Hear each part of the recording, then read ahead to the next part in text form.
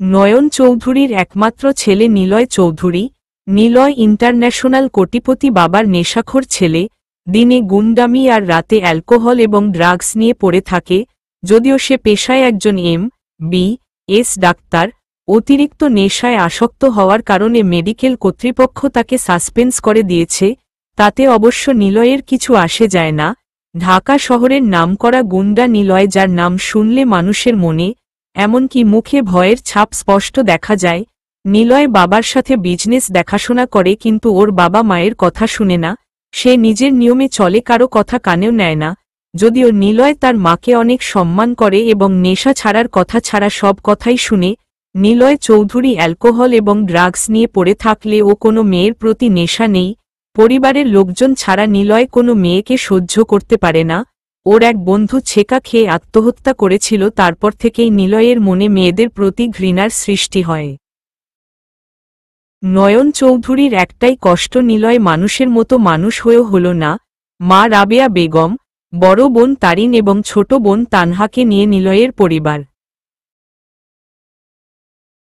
বড় বোন Tarin USA settled স্বামী এবং একটা ছোট্ট পিচ্চি মেয়েকে নিয়ে থাকে। ছোট বোন তানহা ঢাকা বিশ্ববিদ্যালয়ের অনার্স দ্বিতীয় বছরের স্টুডেন্ট। বিশাল বড় অট্টালিকায় 20 জন সার্ভেন্ট, 15 জন সিকিউরিটি গার্ডস। গেইটের সামনে ডগি পাহারা দেয়। চৌধুরী বাড়ির কারো পারমিশন ছাড়া কাউকে চৌধুরী নিবাসে এলাও করা হয় না।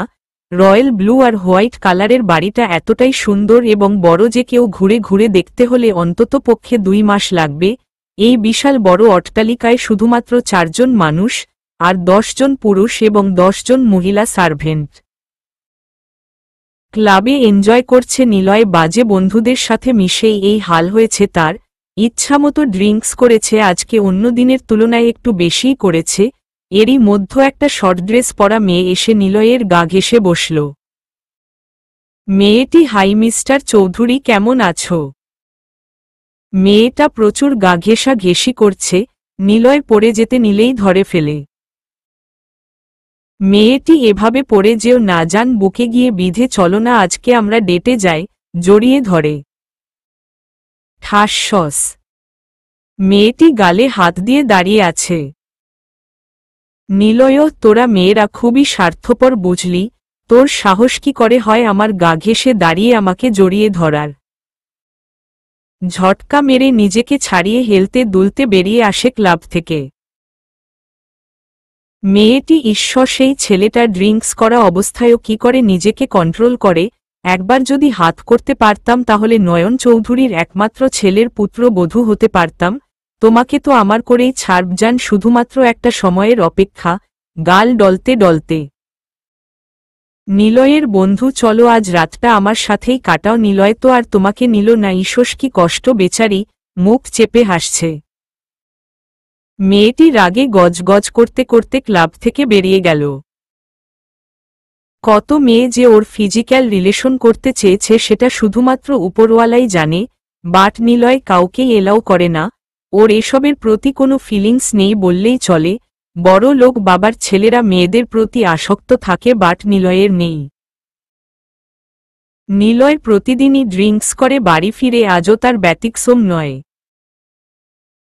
নয়ন চৌধুরী, দাঁড়াও, প্রচুর রেগে। নিলয়, তোমার এসব ডায়লগ আমার ভালো লাগে না বাবা, প্লিজ ডায়লগগুলা এবার অন্তত চেঞ্জ করা প্রয়োজন। নিলয়কে 2 জন সার্ভেন্ট ধরে উপরে নিয়ে যাচ্ছে। নিত্যদিনের কাজ এগুলা। নয়ন চৌধুরী দেখলে, রাবেয়া, তোমার ছেলে কি বলে গেল আমাকে? আমি কি অপরাধ করেছিলাম বলতো আল্লাহ তায়ালার কাছে?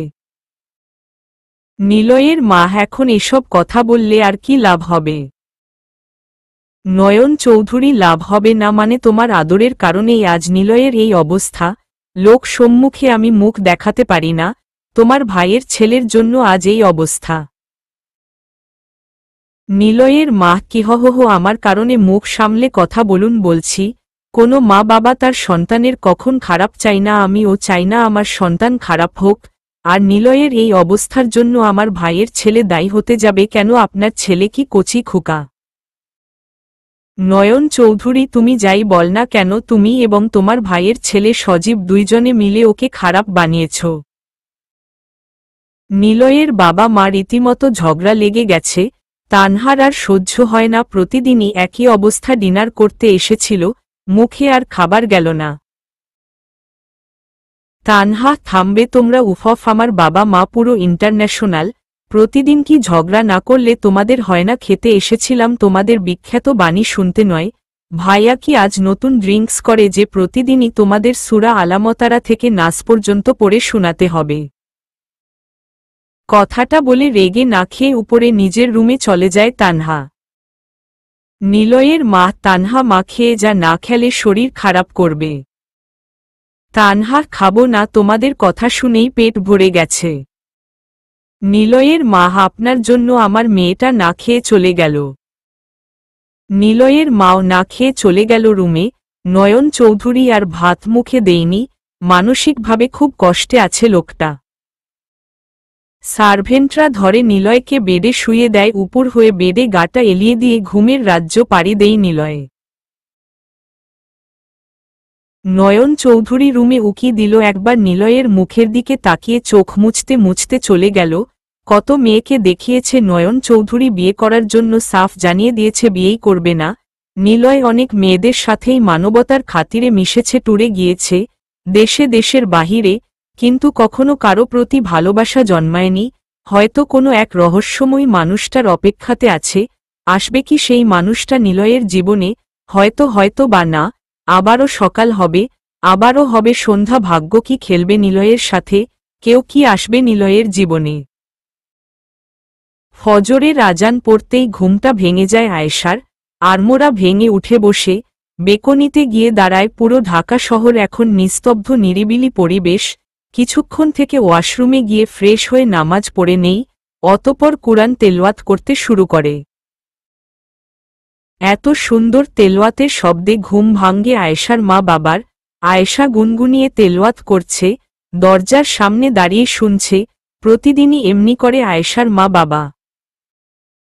আয়েশার বাবা, আমি আল্লাহর কাছে হাজার হাজার শুকরিয়া আদায় করি সবসময়, শুধুমাত্র আমার 3 জন সন্তানই মানুষের মতো মানুষ হয়েছে বলে। আয়েশার মা, আমি অনেক খুশি। আয়েশার মা, ঠিকই বলেছেন আপনি, আমাদের দোয়া আল্লাহ তাআলা কবুল করেছেন। আমাদের সন্তান মানুষের মতো মানুষ হয়েছে, এতেই খুশি, আর কি লাগে জীবনে। চলুন আমরা নামাজ পড়ি। আয়েশার বাবা, চলো। সকালে ড্রয়িং রুমে রীতিমতো টর্নেডো হচ্ছে ভাই বোনের মধ্যে। আয়েশা, আরিফ, পেপারটা আমায় দেনারে ভাই, তুই তো পড়েও পড়তে পারবি। আরিফ, ছাড় তাপু, তুমি সব সময় শুধু আমার সাথে ঝগড়া কর কেন বলতো? আমি পেপার পড়ব, তুমি ভার্সিটি থেকে এসে পড় যাও। আয়েশা, বড় ভাইয়ার কাছে কিন্তু বিচার দিব। কি বললি? দিবি না তো? ওকে দাঁড়া, দেখাচ্ছি তোকে মজা। বাবা দেখো না, আরিফ আমাকে পেপার দিচ্ছে না, ও তো বাসায় থাকবে, পড়েও পড়তে পারবে, বল না আমাকে দিতে। আয়েশার বাবা, আমার মেয়েটাকে কি তোর সহ্য হয় না? পেপারটা দে বলছি, ধমকের সুরে। আরিফ সুরসুর করে পেপারটা দিয়ে কেটে পড়ল। আয়েশা তো মহাখুশি, সবসময় 2 ভাই বোন ঝগড়া লেগেই থাকে, আর জিতে আয়েশা বাবার একমাত্র রাজকুমারী আয়েশা। আয়েশা, বাবা তাড়াতাড়ি চলো, আমার ভার্সিটি যেতে লেট হয়ে যাবে। আয়েশার বাবা, এই তো আমার হয়েই গেছে। আয়েশার মা খাবারটা রেডি করত। সবাই মিলে খেয়ে আয়েশাকে নিয়ে আয়েশার বাবা বেরিয়ে পড়ল ভার্সিটির উদ্দেশ্য পেছনে থেকে। আরিফ আপু, আজকে চলে যাচ্ছ যে মায়ের সাথে ঝগড়া করবে না? আয়েশা, ইচ্ছা নেই। উফ, আজ সময় নেই মাকে জ্বালানোর, তা না হলে একটু ঝগড়া করতাম মনে মনে। ভার্সিটি যেতে যেতে আয়েশার বায়োডাটা দিয়ে নেই।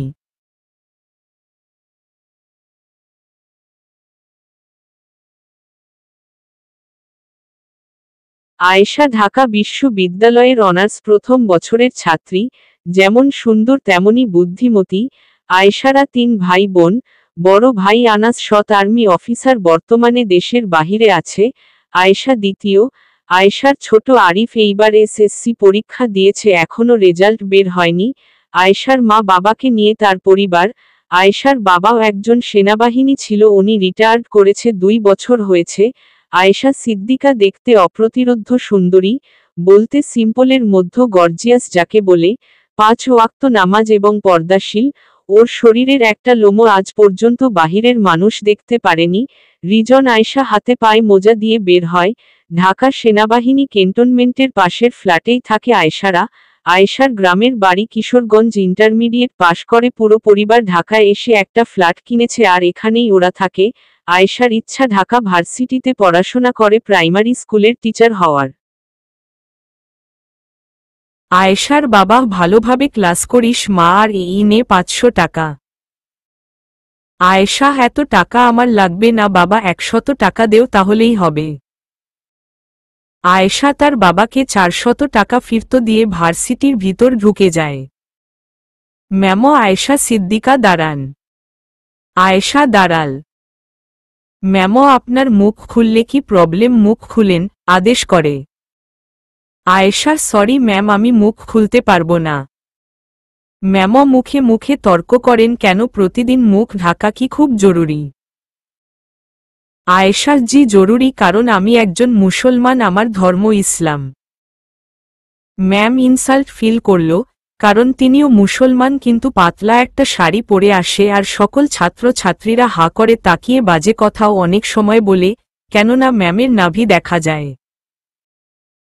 ম্যামও এত পর্দা করুন, তাহলে ভার্সিটিতে পড়ার কি দরকার? মাদ্রাসায় পড়লেই হতো, পর্দা করে এখানে ক্লাস করা যাবে না। আয়েশা, ম্যাম পর্দা নারীর ঠিকানা, পর্দা নারীর সম্বল, পর্দা নারীর অহংকার, পর্দা আমার অহংকার, গর্ববোধ করে। কথাটা বলেই আয়েশা ক্লাস থেকে বেরিয়ে আসে, কারণ ম্যাম প্রতিদিনই এসব কথা বলে আয়েশাকে ক্লাস থেকে বের করে দেয়। একটা ছেলে বেঞ্চ থেকে উঠে হাততালি দিল, সাথে পরক লম্যাশ হাততালিতে মেতে উঠল। ম্যাম লজ্জায় ক্লাস থেকে বেরিয়ে গেল। ক্যাম্পাসে বসে আছে, কিছুই ভালো লাগছে না। মেয়েটি, হাই তুমি আয়েশা না? আয়েশা, হ্যাঁ আপনি কে? মেয়েটি, আয়েশু আমি সাবিনা, কেমন আছিস?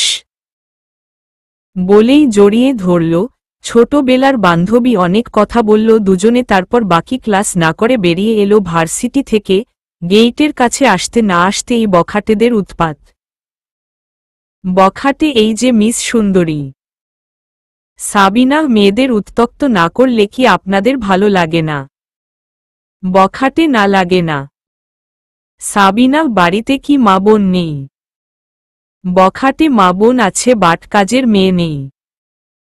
বখাটেগুলো বিশ্রীভাবে হাসছে, ওরা সারাক্ষণ এইসবই করে, কেউ কিছু বলে না তাদের, বললেই নিলয়ের দোহায় দেই। সাবিনা, আয়েশু চলো।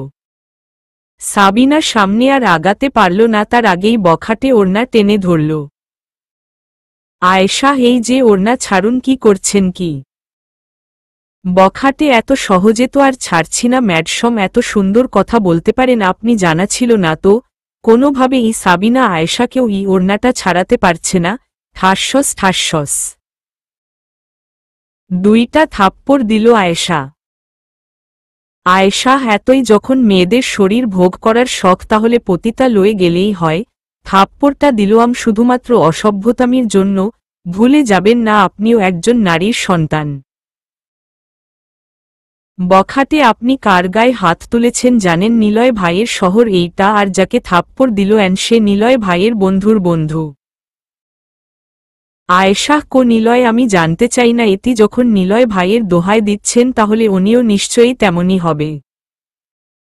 বখাটে, ভালো করলে না সুন্দরী, যেটা থাপ্পড় খেয়েছে। আয়েশা, কি করবেন শুনি? ভয় দেখাবেন? এটা তো আই ডোন্ট কেয়ার, আমি কাউকে ভয় পাই না।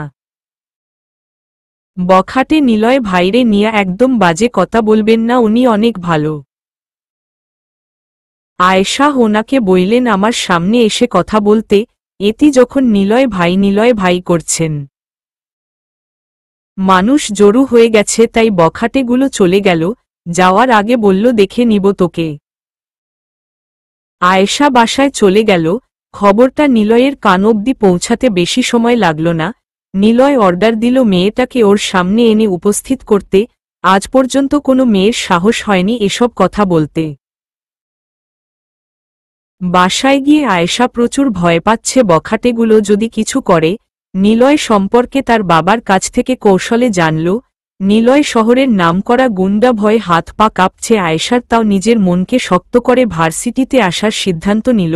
আয়েশা এটা মনে করল নিলয় শহরের নামকরা একজন গুন্ডা, সামান্য এই কথায় ব্যাটা কানেও নিবে না।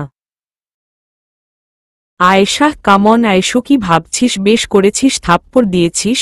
নিলয় চৌধুরী আসবে আমার সাথে দেখা করতে, কি আজব কথা। ওই বখাটে গুলা নিলয় চৌধুরীর নাম বিক্রি করে খায়, আর কিছু না। আমি ভয় পাই না। হুম। পরের দিন ভার্সিটিতে আসতেই বখাটেগুলো সামনে এসে দাঁড়াল। আয়েশা এখন ভয় পাচ্ছে প্রচুর। থাপ্পড় দেওয়াটা একদমই ঠিক হয়নি। বখাটে নিলয় ভাই বলছে আপনারে আমাদের সাথে যাইতে, যদি নিজের ইচ্ছায় না যাইতে চান তো তুলে নিয়ে যাইতে। আয়েশা, হা মি কো থাও যাব না তোতলিয়ে। একটা ছেলে আরেকটাকে ইশারা করতেই কিছু একটা স্প্রে করল, সাথে সাথে আয়েশা সেন্সলেস। এরপর আর কিছুই মনে নেই। যখন আয়েশার সেন্স ফিরল তখন হাত পা বাঁধা অবস্থায় নিজেকে একটা অন্ধকার কুটরিতে আবিষ্কার করল। সেন্স ফিরে আয়েশা নিজেকে হাত পা বাঁধা অবস্থায় একটা অন্ধকার কুটরিতে আবিষ্কার করল। রুমটা প্রচুর অন্ধকার, কিচ্ছু দেখা যাচ্ছে না। একটা চেয়ারে শক্ত করে বেঁধে রেখেছে আয়েশাকে, একটুও নড়াচড়া করতে পারছে না। মুখে কাপড় দিয়ে ভালোভাবে বেঁধে রেখেছে যাতে চিল্লাতে না পারে, শুধু গোঙাচ্ছে। বোরকাটা পরাই দম বন্ধ হয়ে আসছে আয়েশার। শরীরের সর্বশক্তি দিয়ে জোরে জোরে চেয়ারে আঘাত করছে। তা দেখে একটা ছেলে সামনে এলো। ছেলেটি, কি ব্যাপার, এইভাবে ধাক্কাচ্ছেন কেন শুনি? আয়েশা মুখে কিছু বলতে চাইছে দেখে ছেলেটি মুখের বাঁধন হালকা করে দিল। বড় একটা নিঃশ্বাস নিল আয়েশা। এতক্ষণ যেন কেউ গলা চেপে ধরেছিল তার। আয়েশা, আমার হাতের পায়ের বাঁধন খুলে দেন প্লিজ। ছেলেটি, আমি এটা করতে পারবো না। ভাইয়ের অর্ডার। যেটা থাপ্পড় খেয়েছে ওইটার কথা বলল। আয়েশার মুখটা অবশ্য এখনো খুলেনি। কেউ যেভাবে বোরকা পরা, হাতে পায়ে মোজা দেওয়া ছিল তেমন ভাবেই আছে। প্রচুর ভয় পাচ্ছে এখন। কম হলেও প্রায় 20টা ছেলে এদিক ওদিক ঘোরাঘুরি করছে। জায়গাটা একটা গোডাউন দেখেই বোঝা যাচ্ছে। আয়েশার বাসায় সবাই হন্য হয়ে খুঁজছে। সন্ধ্যা হয়ে আসছে বাট আয়েশার আসার খবর নেই। ভার্সিটিতেও গিয়েছে আয়েশার বাবা, বাট পেল না। আয়েশার মা, আমার মেয়েটা কোথায় গেল? আপনি তো গিয়েছিলেন, খোঁজ নিতে পেলেন না? ভদ্র মহিলা কাঁদছে। আয়েশার বাবা, খুঁজেছি অনেক জায়গায় কিন্তু কোথাও পেলাম না। আশেপাশে খবরটা ছড়িয়ে গেছে, এসব খবর ছড়ায় বেশি। আয়েশার বাবা আবারও বের হলো খুঁজতে। এত বড় শহরে কোথায় খুঁজবে? রাত 11টা। ব্যর্থ হয়ে ফিরে এলো বাসায়। কোথায় না কোথায় খুঁজেছে। রীতিমতো কান্নার রুল পড়ে গেল আয়েশার মা বাবার। সারা দিন না খাওয়াতে শরীরটা প্রচুর দুর্বল হয়ে গেছে আয়েশার। অনেকবার বলেছে একটু পানি দিতে কিন্তু কেউই দিল না। আরও অনেক ভয় দেখিয়েছে, নিলয় না এলে ছাড়বে না। প্রায় ঘুমিয়ে পড়েছে আয়েশা। এমন সময় কতগুলো জুতার শব্দ হলো। আধো আধো চোখে তাকালো আয়েশার সামনের দিকে। কতগুলো ছেলে, সবার সামনে একজন লম্বা, চোখ দুটি ছোট ছোট করে তাকালো আয়েশার দিকে। একটা চেয়ার টেনে সামনে বসল আয়েশার। নিলয়, তা তুমি কি আয়েশা সিদ্দিকা, যে সজীবের বন্ধুকে থাপ্পড় দিয়েছ? সজীব পেছনে দাঁড়িয়ে আছে নিলয়ের মামাতো ভাই। আয়েশা, জি আমি আয়েশা সিদ্দিকা। কাউকে প্রথমবার দেখলে আপনি বলে সম্বোধন করতে হয়।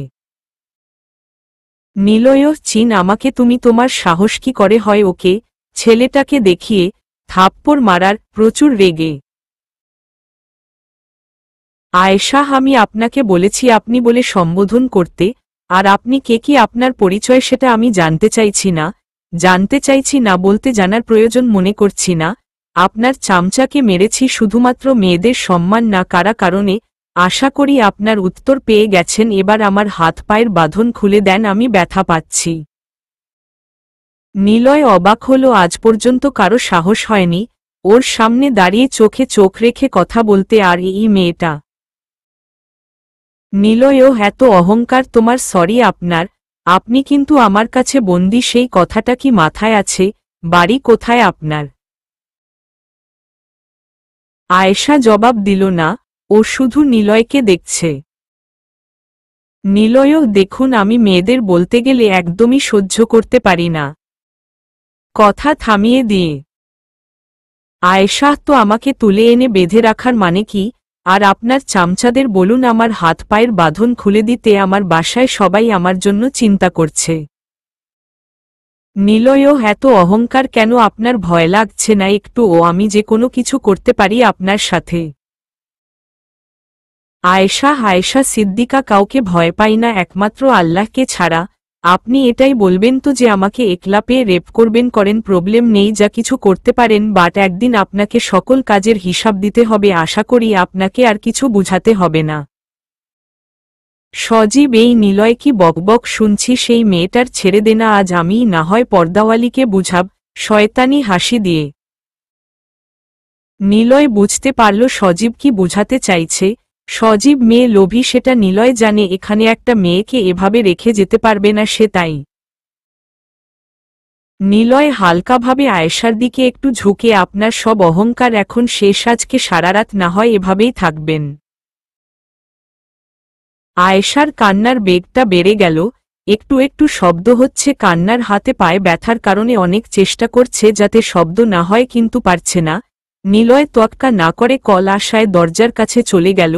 বাহিরে বেরিয়ে কথা বলছে, ওর ক্লাবে যাওয়ার সময় হয়ে গেছে। সজীব এক পা করে আয়েশার দিকে এগিয়ে একটা ছেলেকে ইশারা করতেই হাত পায়ের বাঁধন খুলে দিল। আয়েশা সাথে সাথে উঠে দাঁড়ানোর চেষ্টা করতেই মাথা ঘুরে চেয়ারেই বসে পড়ল। আয়েশা, আমি বাসায় যাব, প্লিজ আমাকে আমার বাসায় দিয়ে আসেন। সজীব, যাবে তো মিস পর্দাওয়ালি, আজকের রাতটা আমার সাথে থেকে যাও তাহলেই হবে।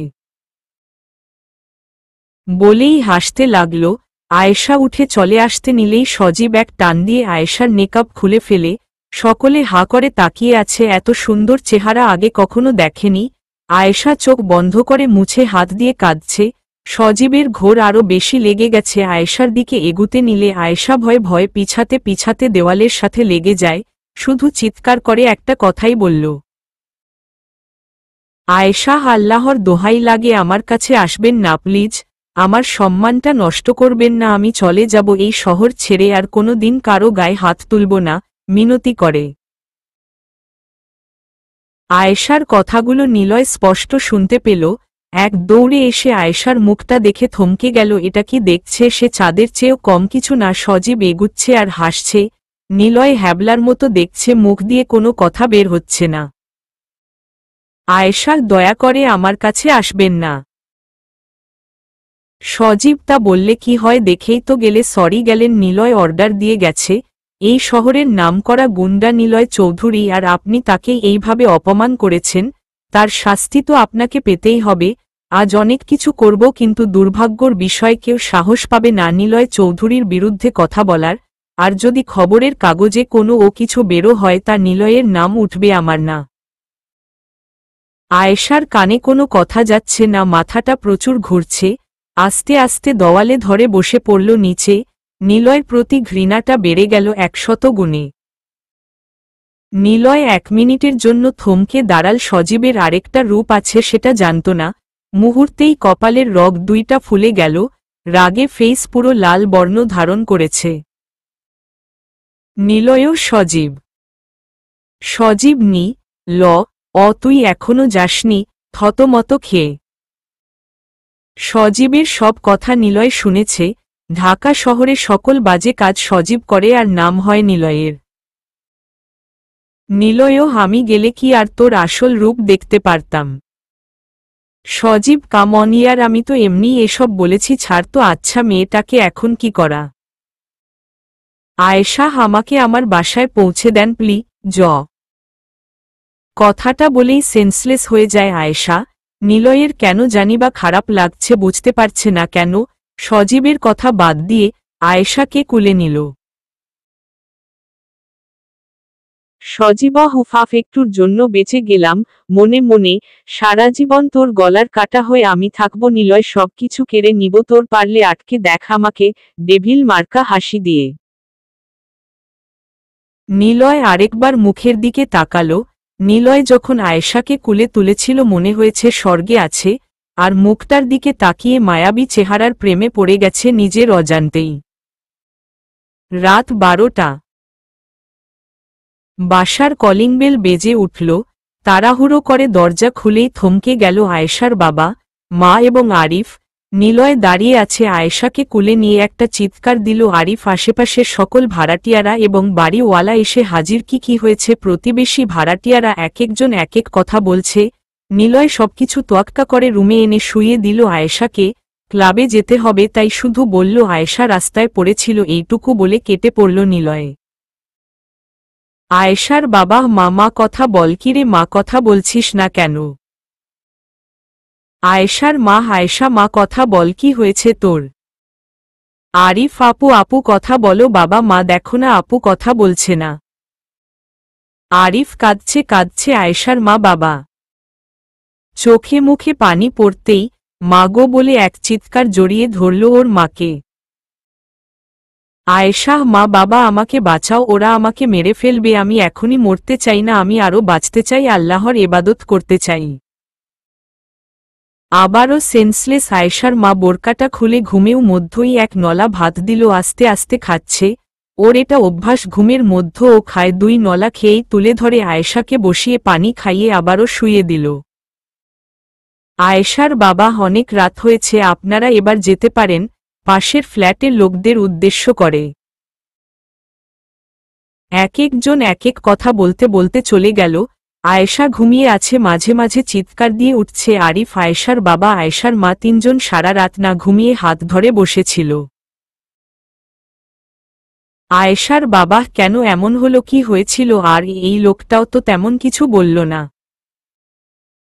আয়েশার মা, আপনি শান্ত হন, এত উতলা হবেন না। আয়েশার জ্ঞান ফিরলেই না হয় সবকিছু জানব। আরিফ, যা তো বাবা, অনেক রাত হয়েছে, এবার গিয়ে ঘুমা। আরিফ, আমি যাব না, আপুর কাছে থাকব। আয়েশার মা, পাগলামি করিস না বাবা, আমি তো আছি, তুই যা, বেশি রাত জাগলে শরীর খারাপ করবে। নিলয়ের আজ কেন জানি ভালো লাগছে না। ক্লাবে আয়েশার ক্লান্ত মুখটা চোখের সামনে শুধু ভেসে আসছে। অস্বস্তি নিয়ে ক্লাব থেকে বেরিয়ে আসে সোজা বাড়িতে।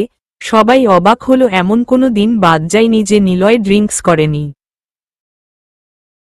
নয়ন চৌধুরী, আজ বুঝি বারে ড্রিঙ্কস নেই?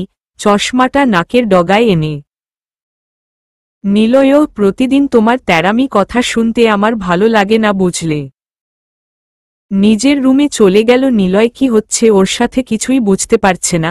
সজীবের কথাগুলো মাথায় ঘোরপাক খাচ্ছে। নিলয়, উফ নো, আর পারছি না। মেয়েদের তো আমি ঘৃণা করি, তাহলে ওই মেয়েটার মুখটা কেন ভাসছে? I love her. নো, এটা কিছুতেই হতে পারে না। নিলয় চৌধুরী কাউকে ভালোবাসতে পারে না। হ্যাঁ, এটাই সত্যি। নিজের মনকে অনেক বুঝিয়েছে, কিন্তু সারারাত একটুও ঘুমাতে পারেনি নিলয়। সিদ্ধান্ত নিল পরের দিন আয়েশাকে ওর বাসায় গিয়ে দেখে আসবে।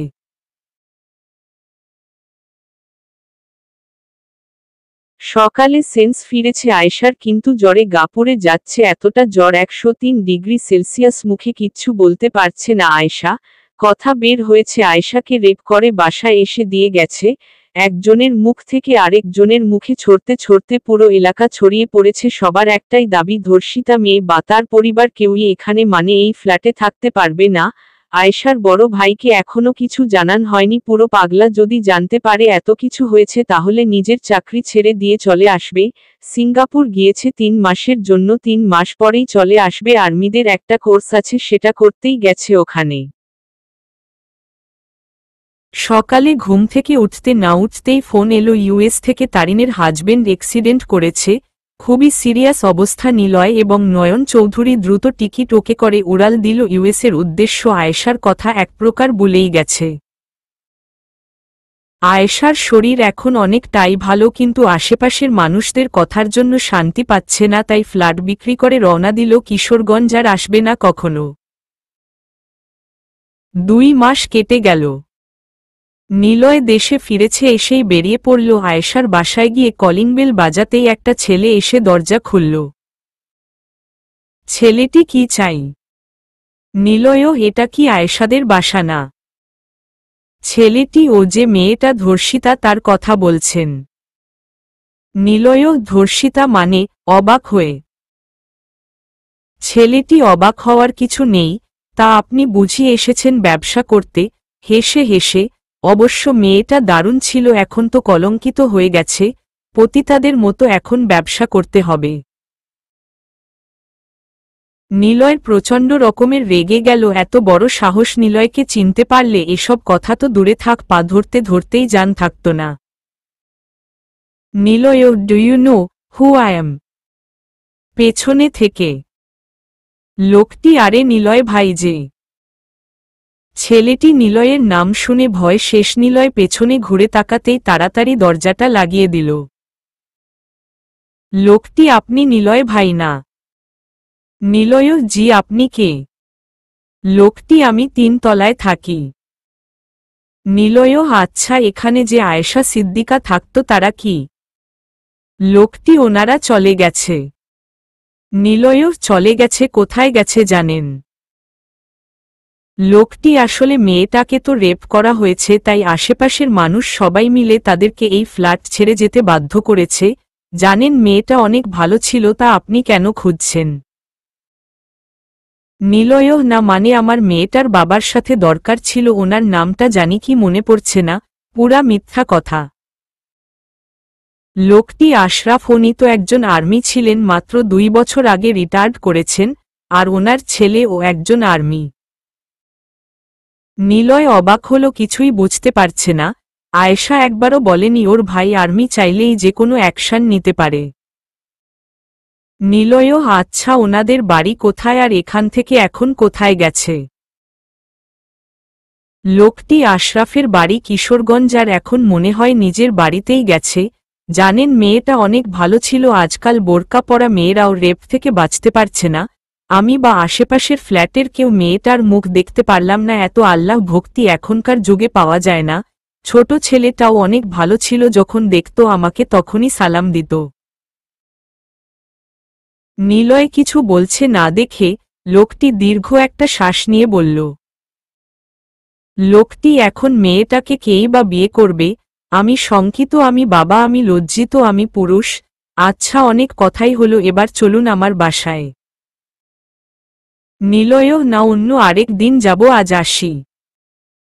চলে আসল নিলয়। নিলয় চাইলেও বুঝাতে পারবে না যে আয়েশা পবিত্র। নিলয় অনুশোচনায় ভোগছে, লোকটির কথাটা বারবার মনে হচ্ছে, আমি শঙ্কিত, আমি বাবা, আমি লজ্জিত, আমি পুরুষ। সবকিছু তো নিলয়ের জন্যই হয়েছে। ও যদি না বলতো তাহলে এত কিছু হতো না। মাথায় হাত দিয়ে রুমে বসে আছে, কোথাও না কোথাও খুঁজছে, পাইনি। হ্যাঁ, ও আয়েশাকে ভালোবেসে ফেলেছে, মায়াবী চেহারার প্রেমে পড়ে গেছে। তানহা, কিরে ভাইয়া, আজকে মধু খেতে গেলি না? নিলয়, যা তো তানহা, এখন মজা করিস না, আমার মন ভালো না। তানহা, কি হো কেন রে, প্রেমে পড়েছ? এই বল না ভাইয়া, কে সেই মায়াবতী যে আমার ভাই? কালকে ও মধু খেলনা, আবার আজকেও খেতে গেল না খুশি হয়ে? নিলয়, বেশি পেকে গেছিস, কান টেনে ধরে, যা আমার রুম থেকে। তানহা, হাহহ ভাইয়া, ছাড়ো, লাগছে। নিলয় তানহা টেনে রুম থেকে বের করে দিল। ওর এখন কিছুই ভালো লাগছে না। সার্ভেন্টকে বলল, 1 বোতল ড্রিঙ্কস নিয়ে আসতে, কথা মতো নিয়ে আসল। খুব খাচ্ছে, এটাই শান্তি, ওর জন্য একটা মেয়ের জীবন নষ্ট হল। তাহলে কি আর এক হবে না নিলয় আয়েশার, যেখানে শুধুমাত্র থাকবে নিঃস্বার্থ ভালোবাসা, থাকবে শুধুমাত্র এক আত্মা, 2 প্রাণ। কেটে গেল 3 মাস। ছাদে দাঁড়িয়ে আছে আয়েশা, আশেপাশের পরিবেশটা উপভোগ করছে। ভুলতে চাই সেই অন্ধকার কুটরির কথা, কিন্তু পারে না। তবুও এখন অনেকটা সামলে নিয়েছে নিজেকে। ওকে যে পারতেই হবে, বেঁচে থাকতেই হবে। কলঙ্ক ওর গায়ে লাগেনি, মানুষে লাগিয়েছে। বাঙালি জাতি পারে না এমন কোনো কাজ নেই। আয়েশার বাবা মা কি করছি সেখানে দাঁড়িয়ে। আয়েশা চোখের পানি মুছে বাবার দিকে ঘুরে তাকায়। না বাবা, এমনি হালকা বাতাসটা ভালো লাগছে তাই। আয়েশার বাবা আমি কি কিছু বুঝি না রে মা, আর কত কাঁদবি, যা হয়েছে সব ভুলে যা। আমি আমার সন্তানদেরকে হারতে শিখাইনি, জিততে শিখিয়েছি। আয়েশা হাউমাউ করে কেঁদে দিল, ওর বাবাকে ধরে। আয়েশার বাবা চোখের পানি আড়াল করে মাথায় হাত বুলিয়ে দিচ্ছে। আয়েশার বাবা তোর জন্য একটা সারপ্রাইজ আছে।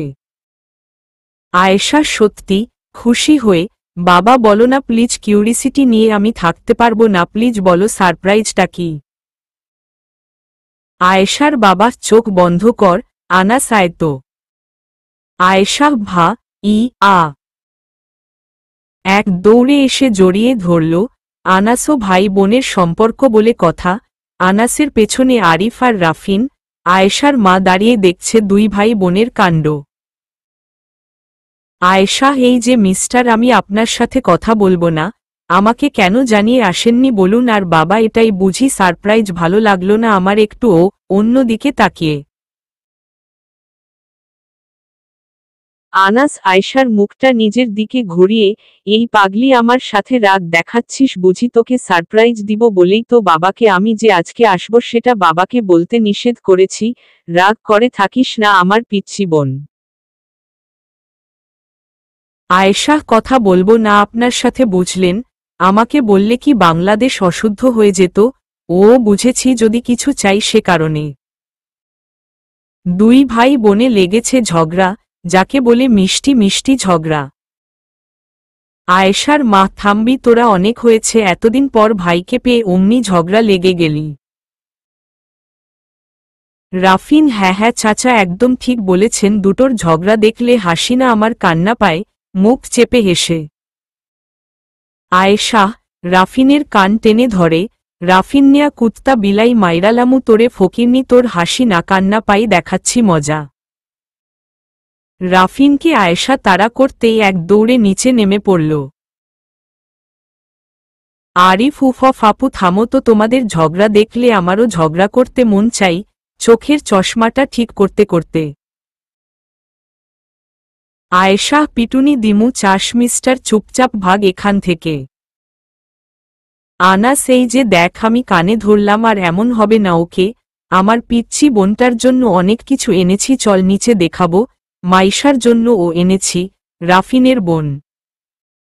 আয়েশা ওকে এবারের মতো মাফ করে দিলাম, চল নিচে যাই। আয়েশার মা অনেক হয়েছে, এবার নিচে চল। ড্রয়িং রুমে বসে আছে সবাই, আয়েশা টেবিলে খাবার সাজাচ্ছে, রাফিন এসে হাজির। আনাস আর আয়েশা দুজন তো দুষ্টুমি করছেই। আনাস বাবা নিলয় চৌধুরীকে আমি ছাড়ব না, প্লিজ তুমি আমাকে নিষেধ করো না ওর বিরুদ্ধে যেতে। আয়েশার বাবা দেখ আনাস, আমি চাই না যেটা চলে গেছে সেটা নিয়ে আর ঘাটাঘাটি করতে। আয়েশা একটা মেয়ে, ওর তো একটা ভবিষ্যৎ আছে, লোকে সমূহে মুখ দেখাতে পারবো না। আর নিলয় চৌধুরীর বিরুদ্ধে আমি তোকে যেতে দিব না। আনাস আমাকে তুমি সাথে সাথে কেন জানালে না? হ্যাঁ এটা ঠিক, ওর অনেক টাকা, কিন্তু দেশের আইনের হাত থেকে বাঁচতে পারত না।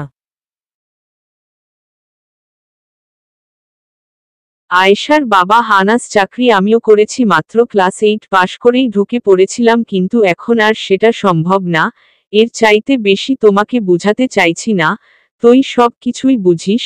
নিলয় চৌধুরীর বিরুদ্ধে কোনো অভিযোগ আনা সম্ভব না, আইন আমাদের কথা শুনবে না। নিলয় চৌধুরী বাংলাদেশের একজন মানুষ, তার বিরুদ্ধে কে কেস নিবে, কেউ নিবে না। আমি চাই না এসব নিয়ে কথা বলতে। ও আমার মেয়েকে নিজ দায়িত্বে বাড়ি এসে পৌঁছে দিয়েছে, যা খুশি করতে পারত কিন্তু কিছুই করেনি, আমি এতেই খুশি। আনাস তাই বলে আয়েশুর সাথে যেটা হয়েছে তার কি কোনো শাস্তি হবে না বাবা? ঢাকা ছাড়তে হয়েছে নিলয়ের জন্য, আয়েশুর গায়ে কলঙ্কের দাগ লাগিয়ে দিয়েছে, তার কি কোনো পানিশমেন্ট হবে না? আয়েশার বাবা আনাস তোর শরীরের রক্ত গরম সে কারণেই এসব কথা বলছিস একবার ভাব নিলয় চৌধুরী 100 বার আমাদের বিক্রি করবে আবার 100 বার কিনবে ওর বিরুদ্ধে আজ পর্যন্ত কেউ সাহস পায়নি কোনো অভিযোগ আনতে আর আমরা তো কিছুই না তুই এসব নিয়ে কথা বলবি না এই আমি বলে দিলাম টেবিলে খাবার রেডি খেতে আয় আনাস বাবা প্লিজ আমার কথাটা শুনো রান্নাঘর থেকে সব কথাই শুনল আয়েশা কষ্টে ভিতরটা ফেটে যাচ্ছে এসব কথা মনে হলেই নিলয়ের প্রতি ঘৃণাটা আরও বেড়ে যায় নিজেকে সামলিয়ে খেতে বসল রাফিন আচ্ছা আয়েশু তুই এত ভালো স্টুডেন্ট আর তুই কি না একজন প্রাইমারি স্কুলের টিচার হবি আয়েশা শান্ত রিয়াকশন দিচ্ছে ওকে এই কথাটা বলে সবাই অনেক হাসাহাসি করে আয়েশা আমি মানুষ গড়ার কারিগর হতে চাই তোদের কাছে প্রাইমারি স্কুলের টিচারের কোনো মূল্য নেই বাট আমার কাছে আছে রাফিন আয়েশু তুই অন্য কিছু ভাব এই পেশাটা না আমার কেন জানি থার্ড ক্লাস লাগে আয়েশা তাই রাফিন আয়েশা জানিস রাফিন আমরা বাঙালিরা না খুব বোকা যে কারণে বাহিরের দেশে আমাদের কোনো মূল্য নেই কে কি বলল না বলল তাতে আমার কিছু যায় আসে না আমি সবচেয়ে বেশি অনুপ্রেরণা পেয়েছি আমাদের প্রধানমন্ত্রীর কাছ থেকে রাফিন মানে আয়েশা বাবা মা আনাস আরিফ সব শুনছে কিছু বলছে না বিকজ দাঁত ভাঙা জবাবটা এখন আয়েশা দিবে আয়েশা তুই কি প্রধানমন্ত্রীর সাক্ষাৎকার দেখিসনি সেখানে ওনাকে জিজ্ঞেস করা হয়েছিল ম্যাম আপনি বড় হয়ে কি হতে চেয়েছিলেন প্রথমে বলেছিল আমি চেয়েছিলাম একজন ডাক্তার হতে কিন্তু আমার বন্ধু বান্ধব সবাই মানবিকে ভর্তি হয় তো আমি ওদের দেখাদেখি মানবিক নিয়ে এসএসসি পাস করি তারপর বুঝলাম ডাক্তার হওয়া যাবে না তাই সিদ্ধান্ত নেই একজন প্রাইমারি স্কুলের টিচার হব ছোট ছোট বাচ্চাদের পড়াব এটাই আমার ইচ্ছা ছিল তাহলে উনি যদি বাংলাদেশের একজন প্রধানমন্ত্রী হয়ে বলতে পারে আমি বড় হয়ে প্রাইমারি স্কুলের টিচার হতাম তাহলে আমরা ফকির বাঙালি কেন প্রাইমারি স্কুলের টিচারকে ছোট করে দেখি রাফিন না মানে আয়েশু থতমত খেয়ে আয়েশা রাফিন আমি তোকে অপমান করছি না শুধু বুঝিয়ে দিল আমার কখনো আমাকে এমন কথা বলবি না প্লিজ এটা অনেক মূর্খ বাঙালির উত্তর দিলাম আজকে যারা প্রাইমারি স্কুলের টিচারকে সম্মান করে না আমি একজন আদর্শ টিচার হব ছোট ছোট বাচ্চাদেরকে মানুষের মতো মানুষ করার চেষ্টা করব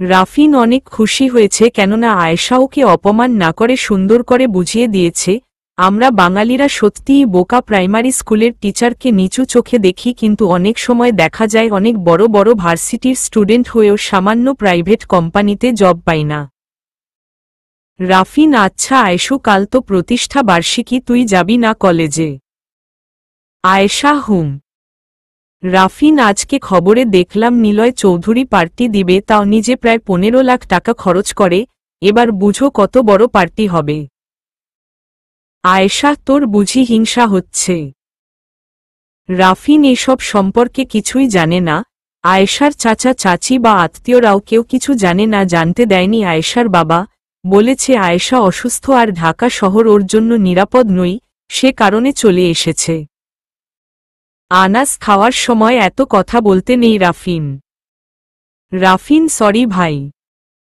আয়েশার বাবা হারে কোনো সমস্যা নেই বল রাফিন তা কোথায় পার্টি দিবে বর্ষ সেরা বিজনেসম্যান নয়ন চৌধুরীর একমাত্র গুণধর ছেলে রাফিন চাচা 5 স্টার হোটেলে আমি আজকেই দেখলাম লোকটা অতিরিক্ত ড্রাগসে আসক্ত এবং টাকা উড়ায় আনাস জন্মগত শিক্ষা বুঝিস না ওর মা বাবাও নিশ্চয়ই এরকমই ছিল আয়েশা ভাইয়া আমি তোমার কথাটা মানতে পারলাম না নিলয় চৌধুরী খারাপ হয়েছে তাতে তার জন্মগত বা ওনার মা বাবার হাত নেই কোনো বাবা মা চাই না তার সন্তান খারাপ হোক কিছু কিছু মানুষ জন্মগত নই পরিবেশগত এবং নোংরা মন মানসিকতার জন্য মানুষের মতো মানুষ হতে পারে না আর উনি তো একজন ডাক্তার আনাস তুই কি নিলয় চৌধুরীর হয়ে কথা বলছিস আয়েশা যেটা সত্যি সেটাই বললাম যেমন সবাই পুলিশকে ঘুষখোর বলে পুলিশেরা খারাপ কিন্তু আমি বলি কি সেই পুলিশটা খারাপ না খারাপ তার মন মানসিকতা সে যদি বাংলাদেশের প্রেসিডেন্টও হয় তবুও তার মন মানসিকতা তেমনই হতো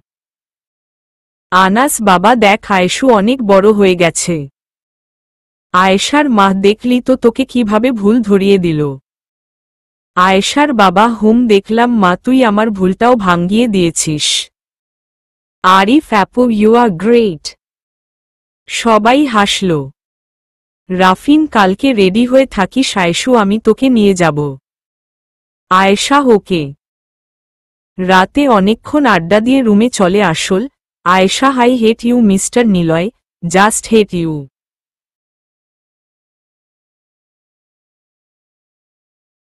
আয়েশার বাড়িতে আছে। ঢাকা থেকে এসে একদম ভেঙে পড়েছিল আয়েশা। ওর মা বাবা আরিফ সবাই পাশে থেকেই টেনে তুলে দাঁড় করিয়েছে আয়েশাকে।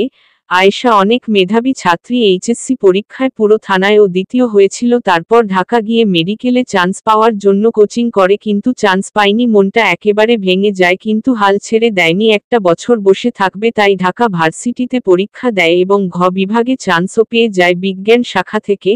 আরও অনেক ভার্সিটিতে পরীক্ষা দিয়েছে, প্রায় সবগুলোতেই টিকেছে, কিন্তু ওর বাবা ঢাকা চলে যাওয়ার সিদ্ধান্ত নেই এবং সেটাই করে। এখন আয়েশা অলিনেওয়াজ খান কলেজে অ্যাডমিশন নিয়েছে। রাফিনের বাবা মানে আয়েশার ছোট চাচা এই কলেজেরই প্রফেসর, তাই সহজেই ঢুকে পড়েছে। হোটেলে এনজয় করছে গেস্টরা। এত বড় পার্টি এর আগে আর কেউ কখনো দেয়নি, এই প্রথম দিয়েছে নিলয়। আসলে পার্টিটা ওদের কোম্পানির পক্ষ থেকে দেওয়া হয়েছে, বিদেশি ক্লায়েন্টরাও এসেছে। এই বছরের ইন্টারন্যাশনাল অ্যাওয়ার্ডটাও নয়ন চৌধুরীই পেয়েছে, তাই এত বড় আয়োজন। নিলয়কে মনে হচ্ছে নায়ক। এত ভাব আর ওর লাইফস্টাইল দেখলে যে কেউ প্রেমে পড়বেই। নিলয় ক্লায়েন্টদের সাথে মিট করছে, এমন সময় একটা মেয়ে এসে। মেয়েটি হাই মিস্টার নিলয় চৌধুরী, আমি কি আপনার সাথে পরিচিত হতে পারি? কিছু করার নেই, মানবতার খাতিরে সকলের সাথেই মিশতে হবে তাই। নিলয়ও ইয়া সিউর। মেয়েটি hi, I am Nusrat. Nusrat Khanam, হাত বাড়িয়ে। নিলয়ও হ্যান্ডশেক করে, আই এম নিলয়, নিলয় চৌধুরী। নুসরাতও ইউ লুকিং সো বিউটিফুল, মুচকি হেসে। নিলয় কিছু না বলে মুচকি হাসল। নুসরাতের সাথে আরও অনেক কথা বলে কেটে পড়ল নিলয়, কারণ নুসরাত কথায় কথায় গায়ে এসে পড়ছে। নিলয়ের তো এসব একদম পছন্দ না। নুসরাতও papa papa please look at me. ওর বাবা বিদেশি ক্লায়েন্টদের এবং দেশের অনেক গ্রুপের এমডির সাথে মিট করছে। ওরা সুইডেন থাকে, আজকে এসেছে। ইনভাইট করেছে নয়ন চৌধুরী। নুসরাতের বাড়ি বাংলাদেশি। নুসরাতের বাবা হোয়াট হ্যাপেন্ড মাই প্রিন্সেস। নুসরাতও পাপা এই দেখ। নিলয়কে দেখিয়ে, নিলয় চৌধুরী একে আমার চাই, প্লিজ প্লিজ। নুসরাতের বাবা ওকে ওকে মাই প্রিন্সেস, আমি এখনই চৌধুরীর সাথে কথা বলছি। নুসরাতও লাভ ইউ পাপা। নুসরাতের বাবা love you too my princess. নুসরাতের খুশি দেখে কে এমন একটা শর্ট ড্রেস পরেছে। উপস্থিত পার্টির সকলে না চাইতেও ওর দিকে চোখ যায়। নুসরাত বারবার নিলয়ের সাথে কথা বলতে চাইছে, বিষয়টা বুঝতে পেরে নিলয় এক্সকিউজ মি বলে কেটে পড়ছে। মেয়েরা নিলয়কে শান্তি দিচ্ছে না, যেখানে যাচ্ছে নিলয় পেছনে পেছনে বেহা মেয়েরাও যাচ্ছে। নিলয়ের মন চাইছে ঘুষি মেরে এক একটার নাক ফাটিয়ে দিতে, বাট পারছে না বেচারা নিলয়। এভাবেই পার্টিটা শেষ হলো। নুসরাতের বাবা নিলয়ের বাবার সাথে বিয়ের ব্যাপারে কথা বলতে চাইলে বলেছে পরে বলবে। 2 দিন পর, আজ বুধবার। আয়েশা বাবা তোমার চা। আনাসকে এবং ওর মা এবং আরিফকেও দিল। আজ সব রান্না আয়েশা করবে, ছোটখাটো একটা পার্টি, পরিবারের সবাই মিলে। আয়েশার মা কিরে আমি আসব। আয়েশা যেখানে বসে আছো সেখা থাকো, কিচেনের আশেপাশে, তোমাকে দেখলে আজ খবর আছে। আয়েশার মা আচ্ছা ঠিক আছে আসব না, কিন্তু তুই না বললি আজ কলেজে যাবি। আয়েশা সেটা তোমাকে ভাবতে হবে না। সব কিছু রান্না করে টেবিলে সাজিয়ে রেখেছে। হুড়মুড় করে সবাই এসে বসে পড়ল। আয়েশা অনেক ভালো রান্না করে, তাই সবাই চেটেপুটে খেয়েছে। আয়েশা ভাইয়া আস্তে খাও, তোমার খাবার তো আর কেউ খেয়ে ফেলবে না। আনাস মা আয়েশুকে রান্নাকে শিখিয়েছে বলো তো? আয়েশা আমি নিজেই শিখেছি হুম। আয়েশা ভাইয়া মা বাবা গেলাম। আয়েশার মা সাবধানে যাস। রাফিন আয়েশা রওনা দিল কলেজের উদ্দেশ্য। রাফিন, আজকের দিনেও তুই বোরকা? আয়েশা, একটা থাপ্পড় দিয়া তোর দাঁত ফালাইয়া দিমু, চল, যদি বাইক নিয়া ক্যাম্পাস ঘুরাবি তো তোর খবর আছে। রাফিন, ওকে। অলিনেওয়াজ খান কলেজ যেহেতু আজ প্রতিষ্ঠা বার্ষিকী, তাই বিরাট আয়োজন। সব ছেলেরা পাঞ্জাবি আর মেয়েরা শাড়ি পরেছে, শুধুমাত্র আয়েশাই বোরকা। আয়েশা বাইক থেকে নেমে সোজা ওর বান্ধবীদের কাছে চলে আসল।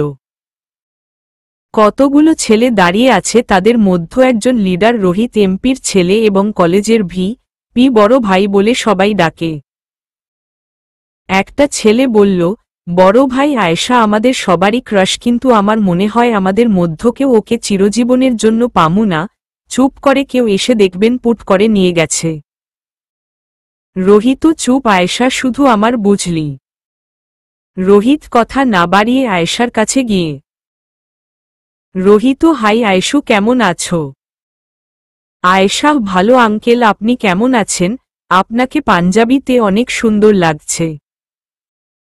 রোহিত, তাই নাকি? ধন্যবাদ। আচ্ছা, কোনো দিক দিয়ে আমাকে তোমার আঙ্কেল মনে হয়? আয়েশা, আপনার বাবা আমার দাদা আর আপনি আমার চাচা, মানে আঙ্কেল। আয়েশার বান্ধবীরা মুখ চেপে হাসছে। রোহিত, ওহহ, আচ্ছা বাদ দাও, আজকে আমার বোনের বিয়ে, তোমার দাওয়াত রইল। আয়েশা, আজকে আপনার বোনের বিয়ে, অথচ আপনি আজকে কলেজে পির দায়িত্ব পালন করতে এসেছেন বুঝি, আর ভাবলেন কিভাবে আপনার বোনের বিয়েতে আমি যাব? রোহিত, আই লাভ ইউ, বিড়বিড় করে। আয়েশা, কিছু কি বললেন আঙ্কেল? রোহিত, না, হাসি। ইনি হলেন রোহিত। ছোট থেকেই আয়েশার পেছনে ঘুরে, বাট আয়েশা পাত্তা দেই না। পুরো কলেজের মেয়েরা রোহিতের সাথে কথা বলার জন্য মরিয়া হয়ে থাকে, বাট রোহিত শুধু আয়েশাকে পছন্দ করে। বাড়িতে বিয়ের প্রস্তাব দেওয়ার সাহস হয়নি। রিজন আয়েশা বলে দিয়েছে, যদি যাই তাহলে ওদের পালিত কুকুরকে রোহিতের পেছনে লাগিয়ে দিবে। ফাবিহা, দুস্ত ফাটাইয়া দিছস। আয়েশা, আমি কুপাইতেও পারি। মাফিয়া, কারে কুপাবি? আয়েশা, তোরা দুটকেই কুপামু। শাইলা, দুস্ত চল, অনুষ্ঠান শুরু হয়ে যাবে। সাবরান, হ্যাঁ চল। নিলয়, তানহা, নয়ন চৌধুরী রওনা দিবে। এমপির মেয়ে মানে নিলয়ের বন্ধুর বিয়ে রোহিতের বোনের সাথে। নিলয়ের বন্ধু আবার আরেক দিকে নয়ন চৌধুরীর বিজনেসম্যান পার্টনার নিলয়ের বন্ধুর বাবা। নিলয়ও তানহাকে বলেছে তোকে মুখে আঠা ময়দা মাখতে। তানহা, এসব না মাখলে আমাকে সুন্দর লাগবে না, বুঝলি ভাই? নিলয়ও আঠা ময়দা ছাড়াও মানুষকে সুন্দর লাগে। মুচকি হেসে আয়েশার মুখটা নিলয়ের চোখের সামনে ভেসে উঠেছে। নিলয়, কোথায় চলে গেলে রহস্যময়ী? আমার মনটা চুরি করে তোমাকে তো আমি খুঁজে বের করবই মনে মনে। পৃথিবীটা গোল, এখানে যদি কাউকে ভালো লাগে তাহলে খুঁজে পাওয়াটা যতটা কঠিন, পাওয়ার চাইতে না পাওয়ার কষ্টটাই সবচেয়ে বেশি। তানহা, মামা শুন না, তোমার ছেলে নির্ঘাত প্রেমে পড়েছে। নিলয়ের মা, তুই জানিস কে সে মেয়েটা? তানহা, সেটা জানি না, সেদিন পার্টিতে দেখলাম একটা মেয়ের সাথে হেসে হেসে কথা বলেছে। মেয়েটা অনেক সুন্দর, শর্ট ড্রেস পরছিল, তবে মুখে মেকআপ করেনি, এটাই হবে হয়তো। নিলয়ের মা, তাহলে তো হলোই, আমি তোর বাবার সাথে কথা বলবো এই বিষয়ে। তানহা, ওকে, আমি গেলাম, এই দেখ বাবা ডাকছে। ওরা তিনজন পৌঁছে যায় বিয়ে বাড়িতে। আয়েশা, রাফিন চল। বাইকে উঠতে উঠতে রাফিন, আচ্ছা আয়েশু, তুই রোহিত ভাইকে আঙ্কেল বলিস কেন? আয়েশা, লোকটাকে আমার সহ্য হয় না, সে কারণে। রাফিন, ব্যাটা তোকে পাগলের মতো ভালোবাসে, সেটা জানিস না? ওনার পেছনে মেয়েদের লাইন লেগে থাকে সব সময়, শুধু তুই পাত্তা দিস না। আয়েশা, একা ছিলাম, একা আছি, একা থাকবো, বিকজ আয়েশা সিদ্দিকা একাই 100, আমার লাইফে কাউকে প্রয়োজন নেই। আর রোহিত আঙ্কেল সবার ক্রাশ, বাট আমি লোকটাকে কখনোই পাত্তা দিব না, সারা জীবন মনে রাখবে আয়েশাকে পটাতে পারেনি, এটাই আমার অ্যাটিটিউড। রাফিন, এত কথা কেমনে বলিস Ayeshu? Ayesha, silent is my attitude. Rafin, এহহ, সাইলেন্ট ইজ মাই অ্যাটিটিউড। ব্যঙ্গ করে কথা কি কম বলিস বাবারে বাবা, যেমন এ মানুষরে কথার মায়ের দেশ, তুই অলিপুরি হুজুরের মতো রাগ না দেখিয়ে এমন অপমান করিস যে গোশত থইয়া হাড্ডিতে লাগে। আয়েশা চুপচাপ ড্রাইভ করত, কথা বলিস না। রাফিন আঁকা বাঁকাভাবে চালাচ্ছে, একবার রাস্তার এই পাশে তো আরেকবার ওই পাশে। আয়েশা কি করছিস তুই, অ্যাক্সিডেন্ট হবে তো। আর এইদিকে কোথায় যাচ্ছিস? দেখ রাফিন, মার্কেট ঘুরিয়ে নিস না প্লিজ, লজ্জা লাগে। রাফিন, তোর রোহিত আঙ্কেলের বাড়ির সামনে দিয়া জামু। এই আয়েশু দেখো না কত সুন্দরভাবে ডেকোরেশন করা আমার বিয়েতের, এমন করবি? পুরো রাস্তা একেবারে কত সুন্দর লাইট ঝিকিমিকি করছে। আয়েশা, কচু কর্মু তোর বিয়েতে। রাফিন, ভালোভাবে ড্রাইভ কর প্লিজ, পড়ে যাব কিন্তু। কে শুনে কার কথা? প্রায় 1 কিলোমিটার পথ সাজিয়েছে বিভিন্ন কালার ছোট ছোট লাইট, জল জল করছে। নিলয় খেয়ে বাড়ির সামনে এসে দাঁড়িয়ে আছে, প্রায় অনেক বন্ধুরা একসাথে হয়েছে, কথা বলছে। বউটাও দেখেছে অনেক সুন্দর, বলতে পার্লার থেকে সাজালে তো সুন্দরই লাগবে। নিলয়ের স্টাইল দেখে ছেলে মেয়ে সকলেই ফিদা। রোহিত নিলয়ের সাথে পরিচিত হলো, কথা বলছে এবং এদিক ওদিক দেখাচ্ছে। রাফিন যে বিয়ের গেইটের দিকে তাকিয়েছিল ওর খেয়ালই নেই ও বাইকে বসা। আয়েশারও খেয়াল নেই, সামনে লেগেছে একটা কারের সাথে ধাক্কা। রাফিন সামনে ঝুঁকে বাইক ব্রেক ধরে ফেলে, সাথে সাথে আয়েশা দাঁড়িয়ে পড়ে, কিন্তু পিছলা খেয়ে সোজা নিলয়ের উপরে পড়ে যায়। নিলয় টাল সামলাতে না পেরে আয়েশাকে নিয়ে পড়ে যায় ফ্লোরে। রোহিত শুধু বলতে যাবে আয়েশু তুমি এখানে, তার আগেই এত কিছু হয়ে গেছে। নিলয় রাগে আয়েশার মুখের দিকে তাকাতেই সকট মুখের নেকাবটা সরে গেছে, চোখ দুটি ভয়ে বন্ধ করে রেখেছে আয়েশা। নিলয় তাকিয়ে আছে আয়েশার ভয়ার্ত নিষ্পাপ মুখটার দিকে। নিজের অজান্তেই ঠোঁটের কোণে এক চিলতে হাসি ফুটে উঠল নিলয়ের। To be continue.